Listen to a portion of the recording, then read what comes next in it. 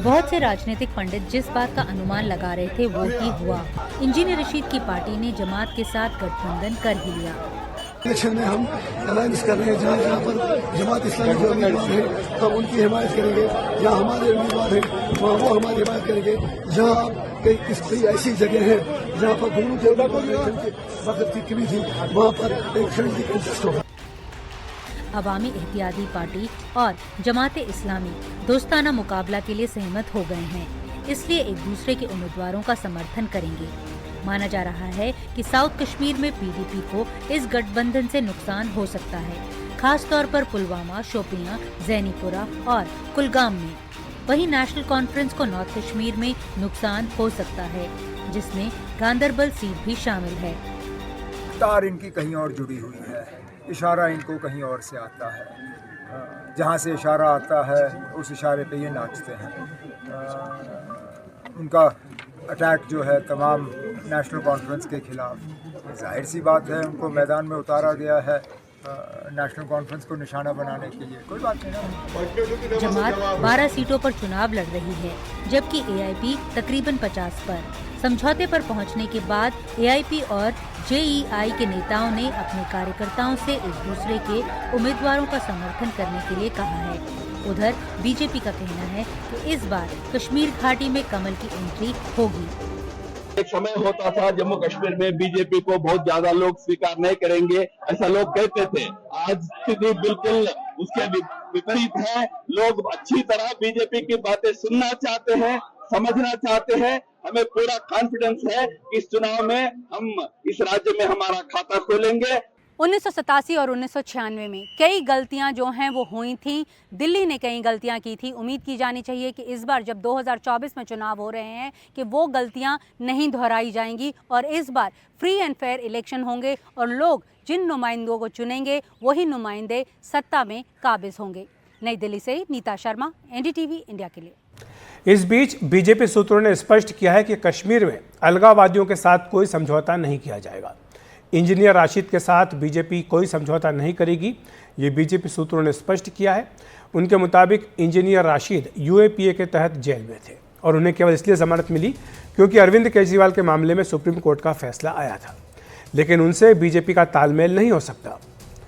घाटी में निर्दलियों के बड़ी संख्या में चुनाव लड़ने के सवाल पर बीजेपी सूत्रों ने कहा कि वह ऐसा करने के लिए स्वतंत्र हैं। बीजेपी सूत्रों के मुताबिक 32 निर्दलीय घाटी में चुनाव लड़ रहे हैं और इनमें से कई के जीतने की पूरी संभावना है। बीजेपी सूत्रों के मुताबिक जम्मू कश्मीर में 3 परिवारों की सरकार नहीं आएगी, ये दावा किया गया है। अब्दुल्ला परिवार, मुफ्ती परिवार और गांधी परिवार। इस बीच सरकारी सूत्रों ने कहा कि जम्मू कश्मीर को पूर्ण राज्य का दर्जा देने को लेकर सरकार की प्रतिबद्धता बरकरार है। सरकारी सूत्रों के मुताबिक सरकार ने संसद में कहा था कि जम्मू कश्मीर को पूर्ण राज्य का दर्जा दिया जाएगा। हालांकि ये कब होगा इसका जवाब अभी नहीं दिया जा सकता। सरकारी सूत्रों के मुताबिक चुनाव में हार जीत किसकी होगी, इससे ज़्यादा महत्वपूर्ण बात यह है कि कश्मीर की जनता चुनाव में बढ़ चढ़कर हिस्सा ले रही है और ये संविधान की जीत है।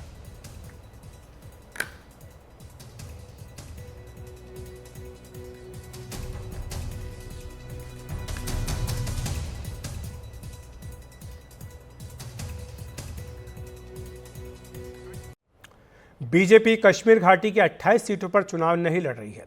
विरोधी नेताओं का आरोप है कि बीजेपी ने प्रॉक्सी दलों और उम्मीदवारों के जरिए सत्ता पाने की रणनीति बनाई है। आखिर कौन है ये किंग मेकर, ये दूसरी पार्टियों का खेल किस तरह बिगाड़ सकते हैं, इस पर विस्तार से बता रही हमारी सहयोगी नीता शर्मा। इस बार कौन कौन हो सकते हैं किंग मेकर? सबसे पहले जिक्र हम कर लेते हैं पीपल्स कॉन्फ्रेंस का। ये पार्टी जो है 5 दशक पहले बनाई गई थी। अब्दुल गनी लोन ने पीपल कॉन्फ्रेंस बनाई थी। उनके बेटे जो हैं वो सज्जाद लोन अभी इसका कार्यभार देख रहे हैं।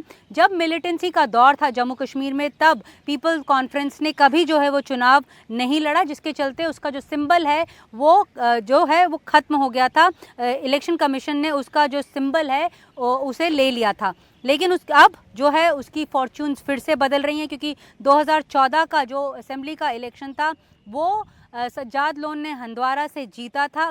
उसके बाद उन्होंने पीडीपी और भारतीय जनता पार्टी की सरकार को समर्थन भी दिया था। 370 खत्म होने के बाद उन्होंने जो है लोकसभा इलेक्शंस भी इस बार जो हैं वो लड़े थे। बारामूला से उन्होंने जो है कंटेस्ट किया था, लेकिन उनकी बहुत करारी हार जो देखने को मिली थी। इस बार बताया जाता है कि अब ये जो पीपल्स कॉन्फ्रेंस है जम्मू कश्मीर के विधानसभा चुनावों में 22 सीट्स पर लड़ रही है। तो क्या ये किंग मेकर बनेगी या फिर दूसरा ऑप्शन है अपनी पार्टी। अपनी पार्टी जो अल्ताफ बुखारी साहब ने बनाई थी धारा 370 खत्म होने के बाद, वो प्रधानमंत्री से भी मिले थे। पहले इस बात के चर्चे थे कहीं वो भारतीय जनता पार्टी से ना मिल जाए। बहरहाल उन्होंने अपनी पार्टी बनाई और उन्होंने कंटेस्ट किया इलेक्शन जो लोकसभा का था। उन्हें कोई सीट्स तो मिली नहीं। इनफैक्ट उनकी जो एक गारंटी थी, जमानत जो थी, वो भी जब्त हो गई कई इलाकों में। अब बोला जा रहा है कि अपनी पार्टी 60 सीट्स पर चुनाव जो है वो लड़ रही है, 40 कश्मीर में और 20 जम्मू में।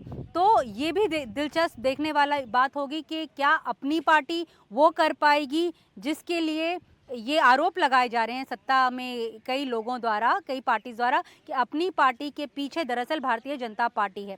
तीसरी पार्टी है डेमोक्रेटिक प्रोग्रेसिव आज़ाद पार्टी। ये गुलाम नबी आज़ाद की पार्टी है। जब वो कांग्रेस से अलग हुए थे, उन्होंने ये पार्टी जो है 2022 में बनाई थी। उन्होंने भी चुनाव लोकसभा के जो हैं वो लड़े थे, लेकिन अब 2024 में वो फिर से जो है वो चुनाव लड़ रही है।